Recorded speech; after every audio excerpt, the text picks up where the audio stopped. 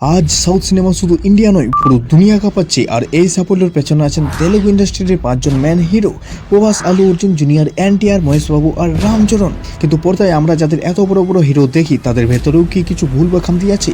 হ্যাঁ, অবশ্যই আছেন।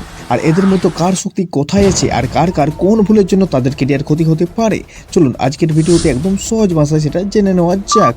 আর আমাদের লিস্টের প্রথমে রয়েছে রামচরণ। রামচরণের সবচেয়ে বড় গুণ হলো তাকে যে কোনো কঠিন রোল দিলে সেটা খুব ভালোভাবে ফুটিয়ে তোলে। নাচ, অ্যাক্টিং, বডি বানানো সব কিছুতেই তিনি নিজের জান লাগিয়ে দেন। আর মেগা ফ্যামিলির ফ্যান বেস তো আছেই, পাশাপাশি তার ভালো ব্যবহারের জন্য সব হিরোর ফ্যানরাই তাকে অনেক পছন্দ করে।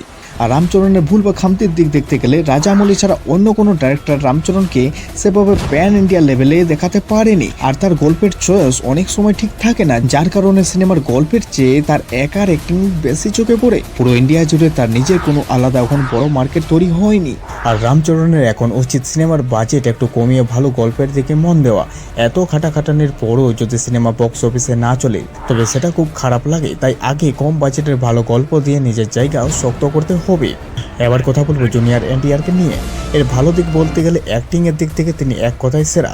তার সবচেয়ে বড় প্লাস পয়েন্ট হলো তিনি খুব ভালো অ্যাক্টিং করার পাশাপাশি একদম খাঁটি কমার্শিয়াল বা মাস সিনেমাতে নিজেকে ধরে রেখেছেন। তার চোখ আর কথা বলার স্টাইল পুরো ইন্ডিয়ার দর্শক তাকে পছন্দ করে। যদি এর ভুলের কথা বলি, তবে এনটিআরের জন্য একটা বড় ভয়ের কারণ আছে। বক্স অফিসে যে ধরনের সিনেমা তাকে সাকসেস দিচ্ছে, এখন সেটাই ধরে রাখার উচিত। হয়তো নতুন কিছু করতে গিয়ে বলিউডের দিকে বেশি ঝুঁকে না পড়াই ভালো। নিজের চ্যানেল জায়গা ছেড়ে অন্য জায়গায় বেশি এক্সপেরিমেন্ট করলে ক্ষতি হতে পারে। এরপর নবদ্বীপ হচ্ছে ভারতীয় সিনেমার আসল রাজা প্রভাস। বাহুবলীর পর প্রভাস যে লেভেলের বড় মার্কেট তৈরি করেছেন তা আর কেউ করতে পারেনি। তার ফ্যানরা তাকে অন্ধের মতো ভালোবাসে, তাই শুধু তার নামেই সিনেমা সুপারহিট হয়ে যায়। দর্শকরা তাকে বড় পর্দা এবং রাজকীয় চরিত্রে দেখতে সবচেয়ে বেশি ভালোবাসে। আর এই ধরনের বড় চরিত্রগুলো তিনি খুব সহজেই পর্দায় ফুটিয়ে তুলতে পারেন। আর অ্যাকশন সিনেমায় তিনি বরাবরই সেরা। আর প্রভাসের সবচেয়ে বড় ভুল কি জানেন? নিজের এত বড় নামকে তিনি অনেক সময় খামখেয়ালি করে নষ্ট করেন। নতুন কিছু করার চোখ করে তিনি যে কোনো ডাইরেক্টরের কথাই হাঁ করে দেন। আর সিনেমা কেমন তৈরি হচ্ছে সেদিকে তার কোনো নজর বা নিয়ন্ত্রণ থাকে না। আর তা না হলে আদিপুরুষের মতো সিনেমা আসতো না। আদিপুরুষের মতো একটা 1,500 কোটির সিনেমা যেভাবে ফ্লপ হলো, লোকে যেভাবে ট্রোল করলো, সেখানে প্রভাসের চুপ করে থাকাটা একটা বড় ভুল ছিল। তাই প্রভাসকে এবার যে কোনো ডাইরেক্টরের সাথে কাজ করা বন্ধ করতে হবে। আর সাধারণ গল্পে বেশি বাজেট খরচ করলে ডাইরেক্ট না বলতে হবে। আর এখন তার উচিত এমন ডাইরেক্টরদের বেছে নেওয়া যারা তার এই বিশাল ইমেজটাকে পর্দায় ঠিকঠাক দেখাতে পারবে। গল্পের চয়েস আর সিনেমার প্রমোশনে নিজের নজর না দিলে ভবিষ্যতে 1 নম্বর জায়গা ধরে রাখা কঠিন হবে। আর এবার আসা যাক আলু অর্জুনের কোথায়।